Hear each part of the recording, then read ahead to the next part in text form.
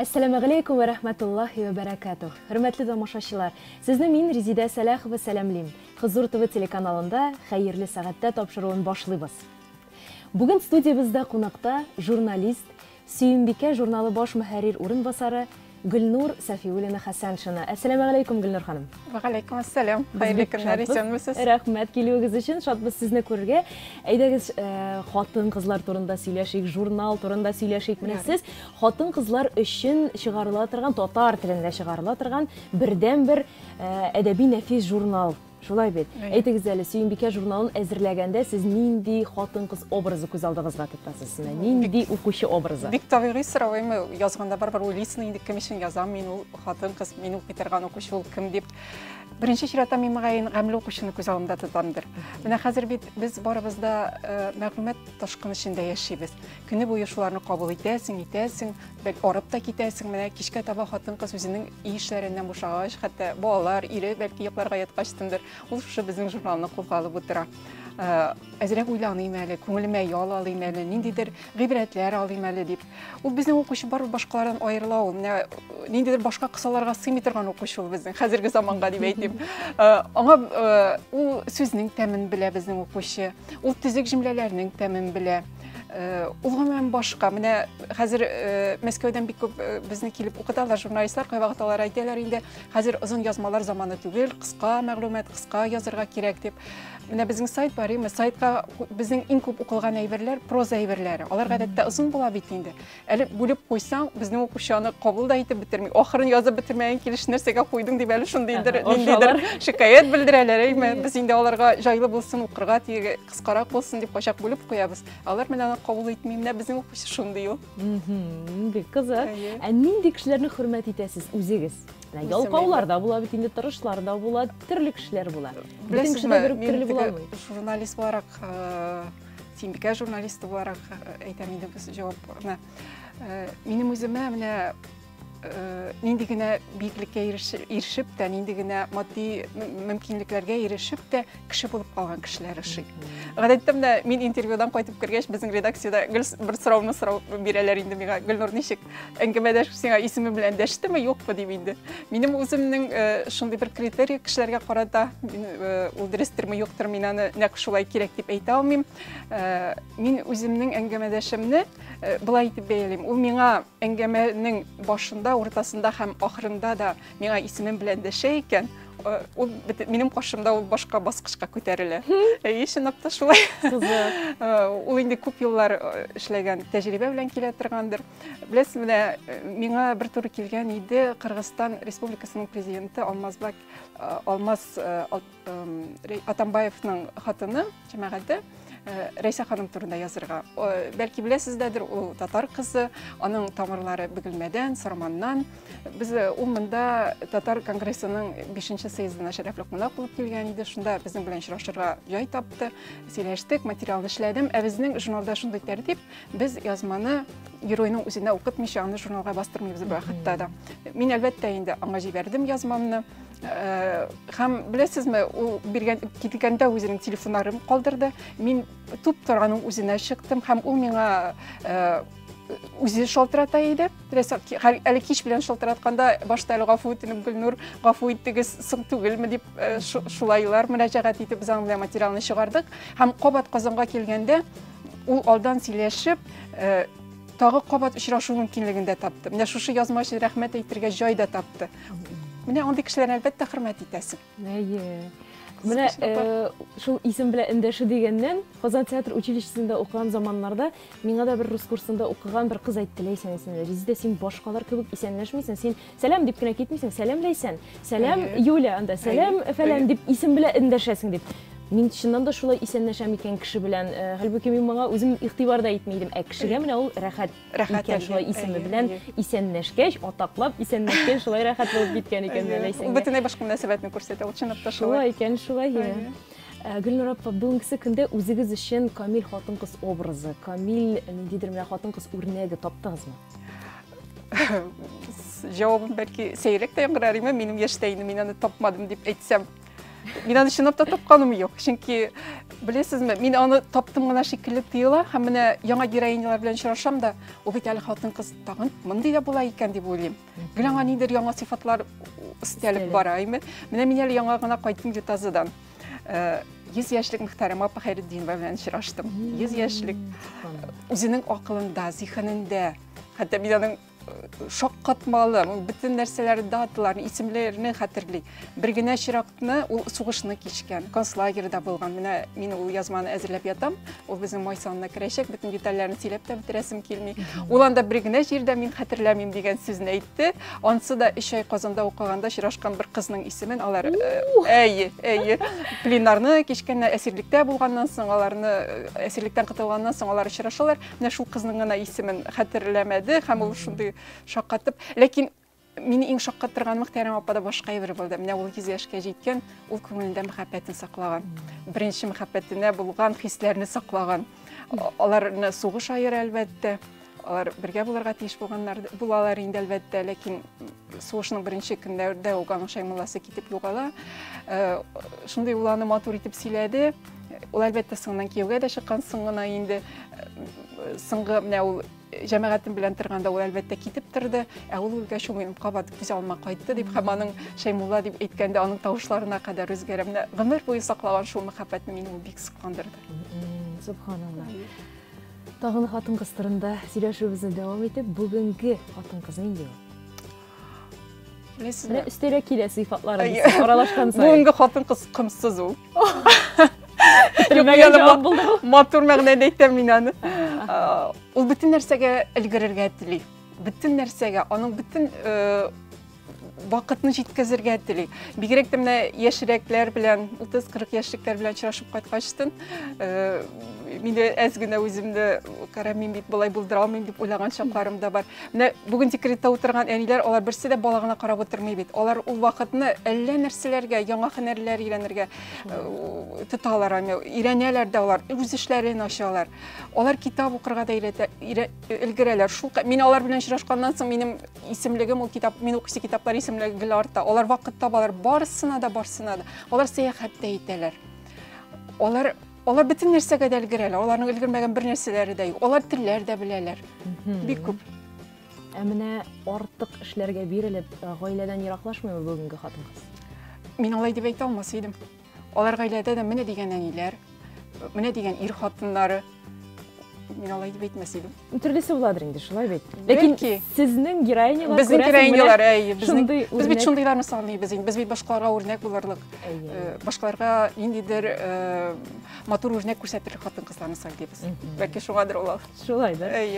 Сез бик җаваплы кеше, Гөлнур апа. Сездә бу җаваплылык хиссе тумыштан, бәләгәйдән киләме, әллә инде сез аны тора-бара үзегездә тәрбияләдегезме бу сыйфатны? Ой, ул җаваплылык белән мәгән кеше туа торгандыр. Ул хис белән Анар бу мин гаиләдә улы бала. Минем 4 сеңлем, 3 сеңлем бар. Без 4 кыз. Бәлки ул менә улы бала булгачында шундый җаваплылык хисе кешедә була торгандыр. Син апа бит дип торгач. Менә мин аны үземнең улымнан да күрәм, хәзер улымнан да. Без бит аңа бик еш әйтәбез ул сүзне. Булады инде Азат бит сине кабатлыйдыр. Ул чынлап та шулай. Кичкенәләр улы нәрсә эшли, шуны кабатлыйлар. Миңа да мәгән шулай әйтеп торганнардыр.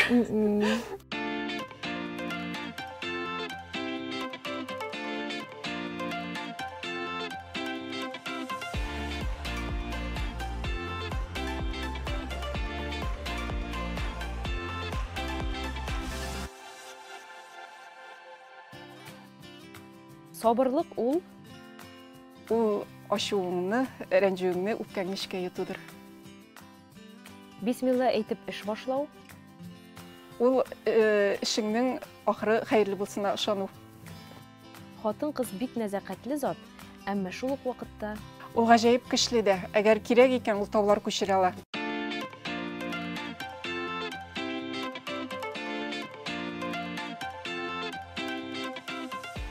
Гөлнур ханым, кешене тыңлаганда сез бит барысында эшкә ятып барасыз. Күңелегезгә сеңдереп барасыз. Менә җырчылар турында да мин бик күп нәрсә беләм, ләкин дәшмим, язып чыкмыйм, матур булмый дисез. Ничек итеп менә шушы дулкынланганнан соң, ничек итеп кире үз халәтегезгә кайтасыз? Кызык сорау. Без бит инде күбрәк язмышлар турында язабыз. хатын-кыз язмышлары турында язабыз, бик тетрәнек эшләре чырыймы. Күңелеңнән җыясың, тыңлыйсың. Иң авыры, минем шундый тәртип, кагыйдәм, мин язганчы, кагазга төшергәнче, ул вакытта бер кешегә дә сөйләмим. Чөнки сөйләсәң, синең хисләрең китә, эмоцияларың китә. Синең укучың, беренче чиратта редакция кешеләре, ул язмаңны алай итеп кабул итмиләр. Мин аларга мөгаен әзрәк кенә сюрприз ясарга да телиммендер. Шуңа күрә мин сөйләмәскә тырышам. Иң авыры шул вакытта. Ишеңнән генә йөрисең, инде нәтиҗәләр ясыйсың. Әмма кагазга төшергәчтен инде җиңеләя. Шулай итеп үткәрәсеңдер. Статьялар барысы да бер вакыт аралыгында языламы? Әллә инде кайбер кешене авыр кеше очрарга мөмкин. Аның турында статья бармы, ничектер менә һаман килеп чыкмый, вакыт җитмий, фикер тулланып бетә алмый. Беләсезме, язманы язганда, кемне генә язсаң да без яратып язабыз. Мин үзем һәр хәлдә шулай.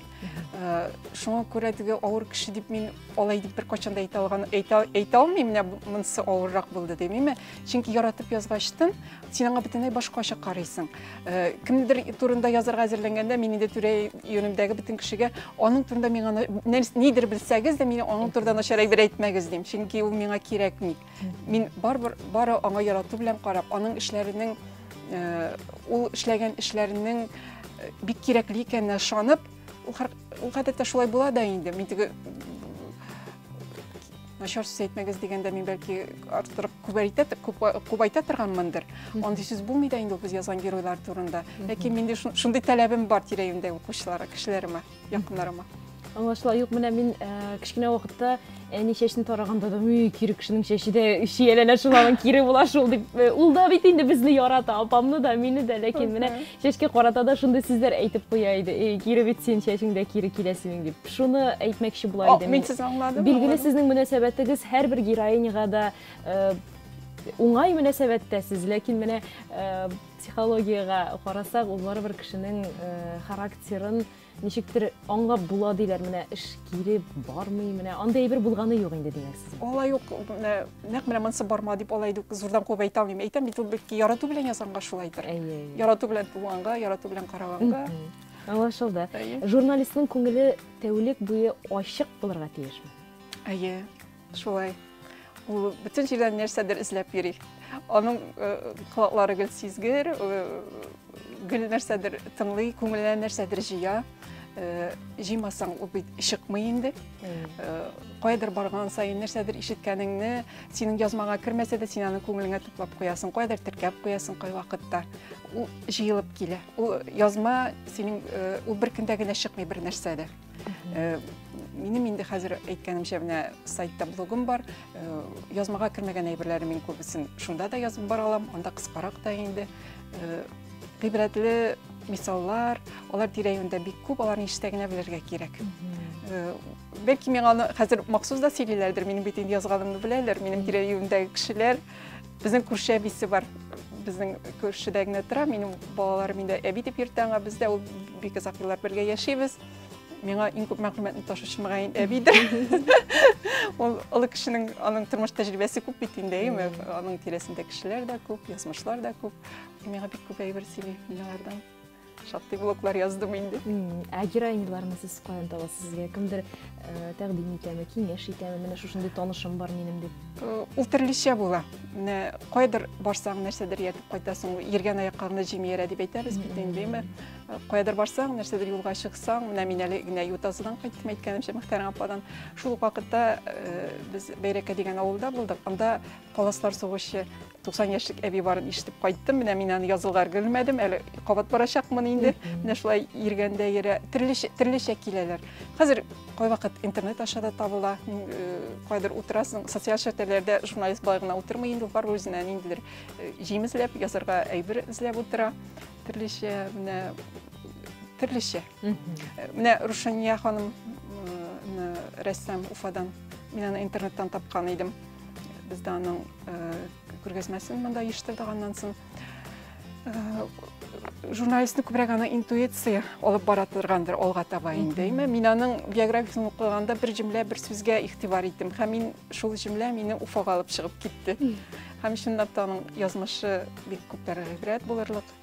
Язмыш белән шыраштым. Біздің де қызықсындырды бұл фраза. Қазір нендей фраза бұл? Аның іш бала янда ол дүртіншісі кіші ұлының баласында, иренің баласында өстірейді. Şimdi мен алып шығып кетті. Машалда. Сіз бик сабыр кішіге ұшап тұрасыз, Гүлнұр апа, сіз шыннан да бик сабыр қатын қыздыр. Сабырлық кішіге нәрсе береді? Мен өзімні сабыр деп әйтергәм білмеймін енді. Сабыр деп әйтәләр менің турда, ләкин менә мен язган геройлар арасында шундый сабыр кешеләр бар, менә шок катмалы. Бәлки мен алардан кайчандыр бар-бар үзең һәр язган героеңнан нәрсәдер үзеңә җыясың бит, әйме? Mesela, мен күптән түгел Мәдинә исемле ханым турында яздым. Насырдинова. Ул Биектауда яши, 12 еллык аварияга очрый һәм ул үзе клубта эшли моңарчы. Менә сез үзегез дә сәхнә кешесе күз алдына китерге, сәхнәдә биеп, җырлап йөргән кеше бер көнне 4 стена эчендә кала. Һәм бер бүлмәдән икенче бүлмәгә күчү дә аның өчен бик зур газапка әйләнә. 12 ел инде шулай яши, ләкин менә onun күңелендә шул кадәр сабырлык, ул ышаныч, әле аякка басырмын дигән өмет, мин ул өчен тасыкландырыла аның сабырлыгы. Шул вакытта менә ул үзенең теге язмыш белән килешүгенә дип әйтеп булмый моны. Ул ни өчен мин дип үртәлүдә юк аңарда. Теге Худайга үпкәләү дә юк, нигә мине булай иттең дип. Сынау гына. Анан менә әле мин күптән түгел генә яздым Чувашиянең Шыгырдан авылыннан Мирсәет Күпкенов гаиләсе турында. Гаиләсе дип телевизорда бер сюжетта мин аның ишетеп калдым, иртәнге манзарадамы хатыны исеменә мәчет салырга җыенганын, мәчет салуын һәм аның хатыны исемендә булуын. Журналист буларак бу мине әлбәттә кызыксындырды. Яшь кешенең анда нидер әлбәттә фаҗига булганын аңладым. Хатынын, димәк, яраткан кешегенә, бик яраткан кешегенә шушы алдымга барала бит инде, хатынына мәчеткә хатыны исемен кушала дип. Мин аны эзләп таптым, бардым. Хатыны аның яман шиштән киткән 2 атна эчендә югалткан уланы. Һәм хатыны бик тиз булган бит инде, көтелмәгән килгән фаҗига, шундый зур фаҗига, эш бала калганнар. Ул икенче көннүк чыгып китә, мин мәчет салырга телим дип җир алырга.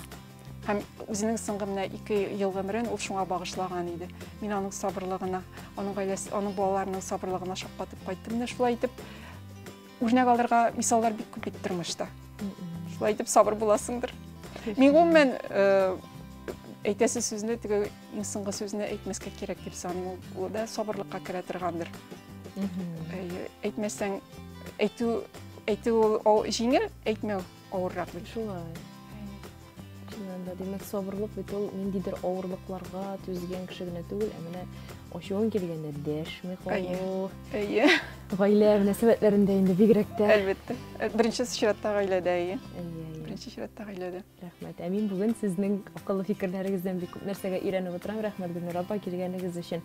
Дәвам итәбез. Сезнең намазга килү юлында сөйләп китсәгез. Кайчан булды бу? Һәр кемнең үз юлы үзенчәдер инде. Мин менә язган геройларым арасыннан беләм, күбесе теге сынаулардан соң, ниндидер авыр хәлләрдән соң килә. Минеке башкачарак. Минем Худайга рәхмәт әйтәсем килде. Мин шуның өчен бастым намазга. Минем барсы да әйбәт дип, барсы да менә дигән гаиләм, балаларым, ирем дип ниндидер бер мизгел булды. Хәзер мин юлын әйтсәм, юлы бәлки кирәкми дә торгандыр инде. Кайнанам миңа үзенең намазлыгын биреп калдырган иде. Мин ул вакытта мин намазда да түгел, ни эшләп биргәндер, ул аның үзенең дә 4 кызы бар. Нәрсәгә өметләнгәндер билмим. Мин шул намазлыкны җәеп, намазлыкка баскан. Мин ул мизгелне бүгендә хәтерлим. Миннән дип әйтәм, аны дәгадан калдырганым юк. Бәлки ул шуңа өмет итеп биргән булгандыр. Сирәй. Там фикерегез бар иде, ютып калмагыз. Орны җәннәттә булсын, җәннәттә булсын. Духы шат булсын, үзенә дугачы тәрбияләп калдыргач бу инде. Мин үземнән соң да минем кызларым юк, киленнәр генә булачак бит инде, минем дә дугачы киленнәр булып килүен телим. Хәзмәдерсә. Хәзер насыйп итсә миңа да шул киленнәр. Амин, шулай булсын. Без сәхифәбезгә тукталыйк, Гөлнур апа. Мөселман термины сәхифәсендә бүген нәкъ менә намазның нәрсә икәненә төшенербез.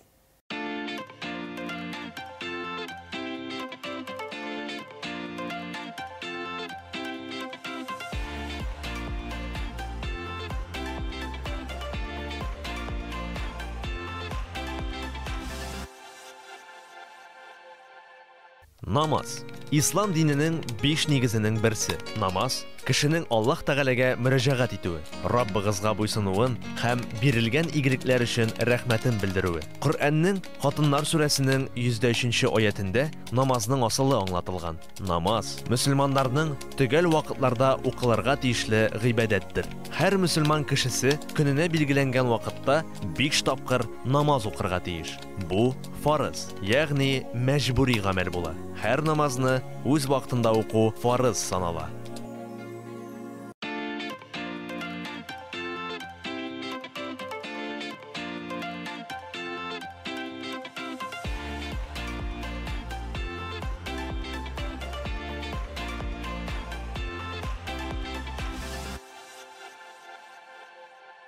Хөрмәтле тамашачылар, бүген хәерле сәгатьтә тапшыруында кунакта журналист, Сөембикә журналы баш мөхәррире урынбасары Гөлнур ханым Сафиуллина Хәсәншина. Гөлнур апа, сөйләшүне дәвам итеп, сезгә шундый сорау бирәсе килә. Сезнең турыда теләсә кемнең күңеленә ачкыч таба ала дип сөйлиләр. Ничек ирештегез бу сыйфатка? Арттыралардыр мөгаен. Юк. Минем бит бер сирим дә юк. Ничек итеп менә, ничектер кешегә карата, үзегезгә карата бит ышаныч тудырырга кирәк, кеше ачылып китеп сөйләшсен өчен. Мин бәлки ихластан тыңлый торганмындыр. Аларның сөйләгәннәренең ишенә кербейме? Менә безнең күптән түгел дип әле яңа гына менә апрель санында чыкты безнең Мубай дигән җырчы бар бит инде. Аның ачыктан ачык сәхифәсендә аның белән әңгәмә. Илдарның әнисе зихнен җуя һәм Илдар аны тәрбияли, аны әнисен һәм сеңлесендә, авыру сеңлесендә. Без аның белән беренчедән Илдарны башта ук журналистлар белән аралашмый дип әйттеләр. Мин инде бик озак әзерләндем. Төрле юллар эзләдем, аңа ничек якын килергә икән дип. Һәм әле килеп утыргачтын да мин әле ышанмадым, ул сөйләр микән, ачылыр микән, чынлап та ачылалырмы микән дип. Алдан барганда кеше белән әзерләнү кирәк инде. Син кешенең үзеңнең каршында утырган әңгәмәдәшеңнең кем икәнен белү кирәк, яхшы белү кирәк, аның биографиясын белү кирәк, аның тормышындагы нидер фактларны белү кирәк. Кешеләрне шул якын айта дип уйлыйм. Без Илдар белән кич буе сөйләштек, сәгатьне, вакытны унытканбыз. Мин аңа шундый рәхмәтле, ул барсында сөйләгәнгә. Аны укучылар да кабул итә. Әле менә тапшыру алдыннан гына миңа Әгерҗедән телефоныма СМС-ка килде, Гөлнур, шу Мубай турындагы язманы елап укыдым. Үземнең әнием дә шушы хәлне аның әнисе әйткәнчә зихнем булды, минеке дә шулай булды. Үзем дә бу фаҗиганы кичергән идем. Шуңа күрә аның гомумән сезгә рәхмәт дип, аны шалтыратулар да булды, кичә дә булды. Укучы менә аны кабул итә. Без Илдар белән ул көнне бергә еладык та, кафеда утырабыз. Икәү еладык та, икәү көлдек тә, барсын да искә төшереп. Менә шул ихласлык бәлки кешеләрнең күңелләренә үтәргә ярдәм итә торгандыр миңа. Аларның барсында үземнеке кебек кабул итү, аларның ишен итеп тыңлау. Кешеләр буяла күз белән кызыксынмыйча битараф кына тыңлап утырса, әлбәттә тыңлаучың битараф булса сөйләп булмый. Ишен итеп әйткәндә мин белмим. Мин белмим сирен. Ихласлыкта инде димәк, аның сире. Шулайдыр. Менә елыйсыз да, күңелегез аша үткәрәсез. Үзегезгә авыр түгелме соң аннан менә шулай һәрбер кешенең язмышын күңел аша үткәрү, ниндидер проблемаларын, ниндидер хатирәләрен, авыр хатирәләрен күңел аша үткәрү. Әйткәнчә, йөрәктән чыкмаса, укучының йөрәгенә дә барып җитмәеш. Мин йөрәгем аша үткәрмәсәм, мин аның укучыга җиткерә алмыйм бит. Башкача сезне тиз ышкындырамы? Башкача эшләп булмый. Мин әйткәнчә, мин сез алдарак бу сорауга җавап бирдем инде. Мин кагазга төшергәнче миңа әлбәттә бик авыр.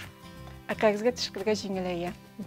Психологлар да һәрвакыт шулай әйтә, бит ниндидер борчуың булса, кагазга төшергә кушалар. Ул бу шуның шикелле, бу монда да шулай. Кагазга төшергәчтен син әз генә бушыйсың, җиңеләясең. Әлбәттә алар күңелдә кала. Әлбәттә, алар барбыр күңелдә кала, нәрсәләрдер, ул кешеләр сиңа якын булып кала, аларның язмышлары. Без аннары Сөембикәдә чыккан геройлар белән без бер вакытта да айлышмыйбыз, алар үзләре дә безне ничектер якын итәләр, безгә аралашып яшибез. Минем дусларым бар шушы үземнең героиняларым арасында талашкан. Кешеләр белән аралашканда иң зур ачышыгыз нәрсә булды? Иң зур ачышым кешеләр кызыгалар. Кешеләрнең һәрберсе алар китап шикелле. Мин гел әйтәм инде, һәрбер кешенең тормышы аның сандык шикелле һәм ул сандык бер көннең дә буш түгел. Менә ул аның капкачын ачып кына салмаган булып әйтеп күрегез дип. Менә шуңа ничектер әз генә килеп, шул капкачны ачтыра алсаң, анда әллә ниләр бар. Һәрбер кешенең тормышында язарлык юллар бар. Бигрәк тә инде хатын-кызга бәйле. Бигрәк тә хатын-кыз. Шәриф Хөсәенов Шулпан драмасында да шулай дип язган, хатын-кыз йөрәге әбиләр шкатулкасы кебек. Кайда нәрсә ятканын һич тә белеп табып бетерә торган түгел дип. Бетерә торган түгел. Чыннан да, хатын-кыз сынаулар тормыш бит ул бер дәреслегенә бармый. Бөтен кешенең дә агы да, карасы да була, полосаларының шуңа күрә сынауларны кеше һәркем үзенчә кичә. Берәүләр сыгылып төшәйме, ничектер авыррак итеп кичә. Икенчеләр бу менә шушындый сынаулардан киресенчә җиңеп чыгалар, башкаларга үрнәк булырлык итеп үзләрен тоталар. Аларның аермалары кешеләрнең шунда гына. Ondan şunday tağ bir kızık görünüş kişiler yazasın, alар үзләренең тормышларын сөйләр yazasın. Һәм укыгачтан алар миңа бик иң кызык мизгел шулай. Гөлнур укыдым да йыладым диләр. Мин бит сезнең үзегез тормышында турында язын дибез. Бәлки кешеләрнең менә шулай туктап үзләренә читтән карарга вакытлары юктыр.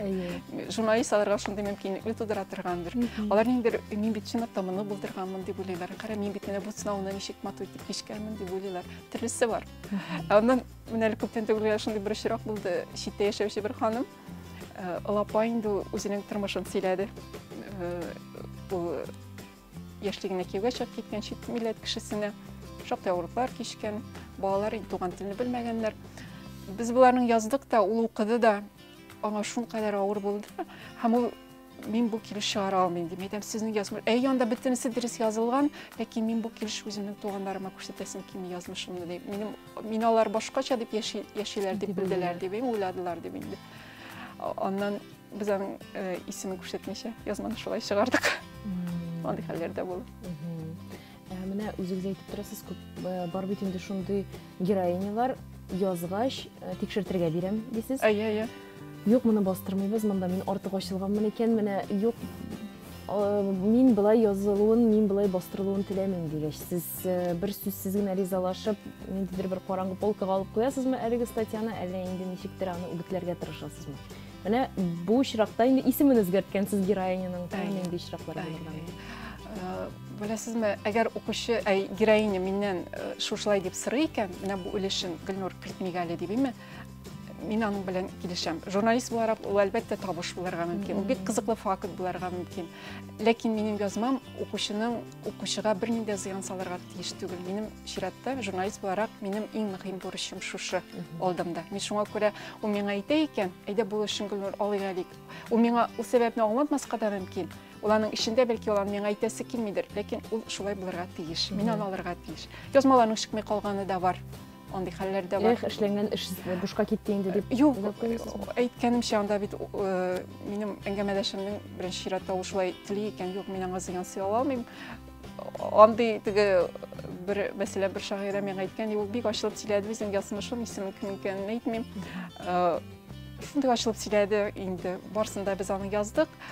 Һәм укып чыккач әйтте, барсы да Гөлнур дөрес, бу минем тормышым, ләкин мин мескен булып күренәсем килми. Ул синең ятып торсын, мин киткәчтен син аны язырсың, чыгарырсың диде. Мин аны чыгарырмынмы, юкмы? Мин хәтта ул язманың исәнме, юкмы икән дә белмим, ләкин минем андый мисал бар тормышым. Шуңа күрә мин бер тапкыр үгетләдем дип менә искә төшерәм әле хәзер генә Пенза педагогия институтында укытучы Наиля Нагаева турында яздым. Аның беренче баласы үлгән. Иде ялгыш калган бер даруны эчеп инде үлгән. Ул аны миңа сөйләде, без аңа бөтенләй буе сөйләштек, елый һәр вакыттагыча. Һәм язманы укырга биргәч, ул шул эшен алырга тели инде. Мин аның нәрсәгә, бу очракта нәрсәгә алырга теләгәнен аңладым, анда ук пенсияда аңлаган идем. Ул чөнки ул баланы үлеме өчен үзен гаепле саный. Без аңа, миңне дә түгел, хәтта редакциядә да без аның барсын аңладык, ул гаепле түгел бит бу үлемдә. Һәм без аны үгетләдек чыгарганда бер мисалны мин хәтерлим үгетләгәнне. Һәм ул шушы ризалашты. Һәм бәлки ул күңеленнән үз-үзен гафу да иткәндер. Шушы очрак басып, шушы материал шушы килеш чыкканнан соң. Шушы авырлыкны, шушы ситуацияны ычкындырып җибәрергә ярдәм дә итәсез. Бәлки, мин шулай дип уйлыйм. Башка менә андый чакны мин хәтерләмим, укучы героиня әйтә икән, алагыз дип. Мин алам аны. Үземә бик язма өчен ул бик кирәкле матур кызык деталь булса да, юк, ярамый.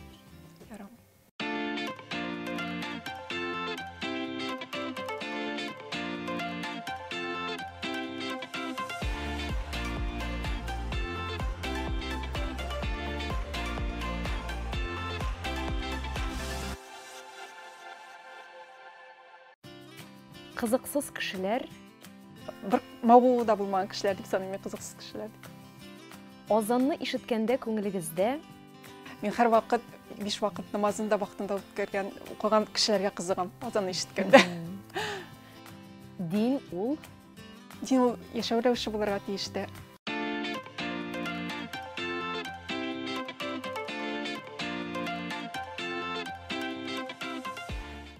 Илнур ханым, гаиләдә хатын-кызның 40 төрле көйгә бию турында сез шундый матур итеп үпкәләтмичә генә язасыз. Менә моның сире нидә, әйтегез әле. Үзем үпкәләмичә язудадыр мөгаен. Мин башкалардан кемдер хатын-кыз артыграк биеп ташлый икән, ул бит миңа һәр вакыт үзе гаепле. Димәк, ул күп йөкне үзенә ала, иренә бүләсе йөкне, балаларына бүләсе йөкне. Шуның өчен дә мин яшьләргә, яшь кызларга да әйтәм, инде менә елгага кергәнче кагыйдәләрне, тормыш бит ул елгага керү, бер гаилә башлау инде. Кагыйдәләрне елганың бу ярында ук билгеләп куярга кирәк. Анда кайдыр су уртасына кергәч кагыйдәләрне үзгәртеп булмый инде. Шуңа күрә ниндер йөкне үзебезгә күп алабыз икән, без булдырабыз дип, без хатын-кызлар үзебез гаеп. Мин дә шулай, башкалар кебек. Демәк, артык алырга ярамый. Ничек итеп менә дөрес белергә өйрәнергә соң? Әйдәгез әле яшь кызларга мастер-класс бирергә әле. Әгәр мин аны белсәм, ул йөкне алып үземә дә күп итеп алмас идем. Зирәк хатыннар бар алар. Зирәк хатыннар бар, зирәк булырга кирәк. Хатын-кыз бик зирәк булырга тиеш. Зирәк һәм хәйләкәр диләр. Хәйләкәр дә шулай. Ярар. Гөлнур апа, хәдистә әгәр Аллаһ Тәгалә гаиләгә игелек тели икән, ул ир белән хатынның бер-берсенә карата игелекле мөнәсәбәт белән фатихалый диелгән. Гаиләгездә барысы да иҗат кешеләре. Бер-береңнең уңышына сөенү, һәр вакыт ярдәм итеп тору, менә уңышларын күрү, иҗат иткәндә комачауламау. Ничек итеп менә шушы мөнәсәбәтләр төзелә? Сөйләгез әле гаиләгез турында. Минем ирем Ринат Хасан, ул Казан Татарстан китап нәшриятында баш рәссам булып эшли. Ул Гапади авыл егете. Шимшан районының югары Кемикә авылында туып үскән. Оларның рәсем дәресләре булгандыр инде, мин атын белмим, индидер ул менә мондагы Казан мәктәпләрендәге шикелле сәнгать мәктәбендә укыган кеше түгел. Безнең улыбыз Булат аның юлыннан китте. 9нчы классны тәмамлаган соң Фешн исемендәге Казан сәнгать училищесына укырга керде. Һәм мин улым укырга кергәндә генә Ринатка тагын бер менә соклануы, моңа хөрмәтем тагы бер кат артты. Андагы конкурсның зурлыгын күреп, андагы укуның авырлыгын күреп, минем Ринат бит кайчандыр шунда кергән, кер алган дип уйлап, менә аңа хөрмәтем бик күп артты минем. Миңа алар янда җиңелрәк. Чөнки мин бит рәсем ясап, аның серләрен ничек әйбәтрәк, ничек начар икәнен белмим. Алар нәрсә эшләсә дә миңа барсы да матур тоела. Алар инде әлбәттә бер-берсенә тәнкыйть сүзләр дә әйтәләр. Мин андый чакта ике ут арасында калган чакларым да бик күп миңа бит инде. Улыма да сүз әйттерәсем килми. Әтиләрен дә зур, әтиләрен дә үз нитәчек дип әйтим. Әтиләрен дә хөрмәт белән кимсеттерәсе килми. Яшьләр бит алар максималистлар. Менә шундый чакта минем ике ут арасында калган чакларым күбрәк. Булат инде ул безнең хәрефләр белән шөгыльләнә, каллиграфия белән шөгыльләнә. Безнең өйдә бик кызык инде ул. Алар төнлә күбрәк эшлиләр. Иртә белән чыккан җиреңдә кухняда бананга ниндидер сүзләр язып куярга мөмкин. Апельсинга, флисунга, карбызга, ул бөтен нәрсәдән дә Қоя гүл тәжірибе ясый болады енді. Қоядыр гүл нәрседір, қоя нендей ісліктен нәрсе yazып бұлай екен деп, ол гүл оның башында гүл шулындай ғана ой кібік тыйла енді меңа. Оларға менің білән нешек екен. Мен бит енді көбірек командировкаларда мен аларға бір яқтан бик рахмәтле. Бір аратнаға да кеткен шақлар болайымы. Менә балалар кішірек шақта, әгер Ринат мені шулай жібермесе, әгер мен балалар үшін, әлбәтте түрлі вақытлар болды. Мен аны барсы да гүл шулай тілеп кіне жіберіп тұрғандыр деп әйте алмайм. Ол қойша көрсеткендір де, көрсетмеген шақлар да болғандыр. Ләкин мен һәр вақыт балалар үшін тыныш көңіл белән үйдән шығып кеттім. Онсы бик мөһим бит инде. Онсы бик мөһим. Кешегә ышандырып, сынча ышандырып. Аннан журналистның бит аның башында уенда гүл язу инде, ул синең белән гүл яши, гүл шул уйлар белән өйдә дә күп вакыт язырга туры килә.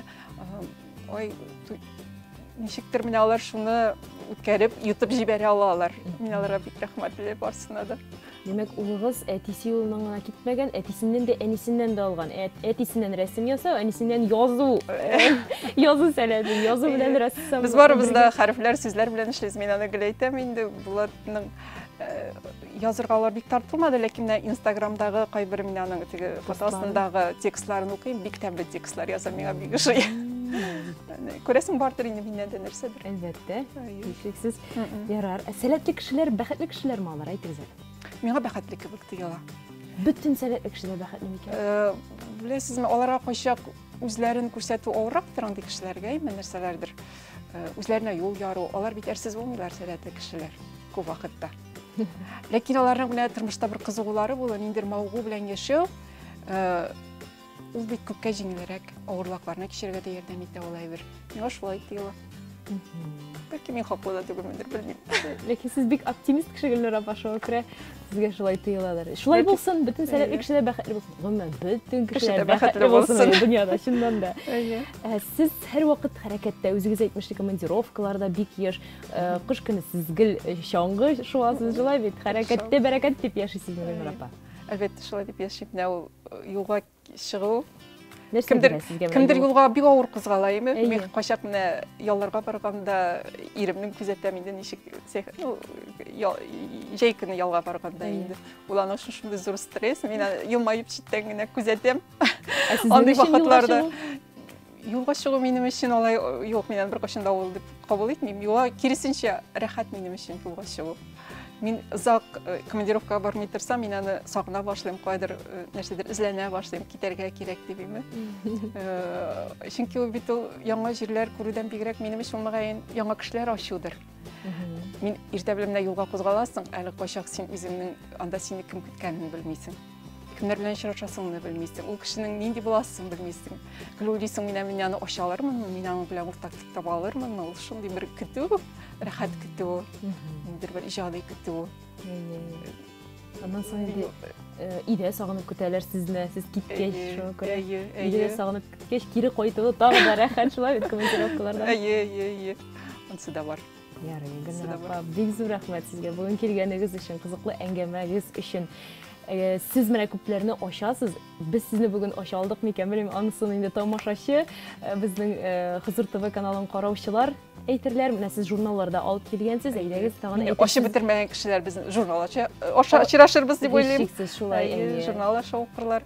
Журналны укып барган кеше ул мөгаен безне белә инде. Әлбәттә. Ул безнең гаиләбезне белә, ул чөнки барбер керә язмага, үзең турында да керә, алай гына булмый бит инде, үзең турында язмыйча булмый, синең гаиләң, якыннарың да керә. Шуңа күрә алар барсын да беләләр. Алар таныйлар кайчакта, әлбәттә күңелле. Әлбәттә, алар сезне яраталар. Һәрбер журналистның үзенең алар Сөембикәне яраталар. Сөембикәне яраталар. Безне менә ул шундый зур илһам бирә, менә зур көч бирә укучының журналны яратуы. Куйган спектакльнең тамашачыга кызык булмаса, әлбәттә күңел төшә. Монда да шул ук статьяң, синең журналың кызык булмаса, ихтыяҗ булмаса, әлбәттә күңел төшә. Шулай Сөембикә журналы тагын алга таба да Алла берсә яшәгә атсын, укучылары артып торсын, сезне яратучылар, сезне танучылар, сезнең статьяларны яратып укучылар артсын. Бик зур рәхмәт бүген килгәнегез өчен, гаиләгезгә иминлек телибез, исән-сау эшләгез, исән-сау йөрегез. Рәхмәт, Гөлнур апа. Сау болыңыз. Рәхмәт.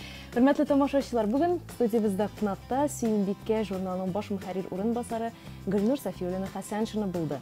Исән сау булыгыз, киләсе очрашуларга кадәр.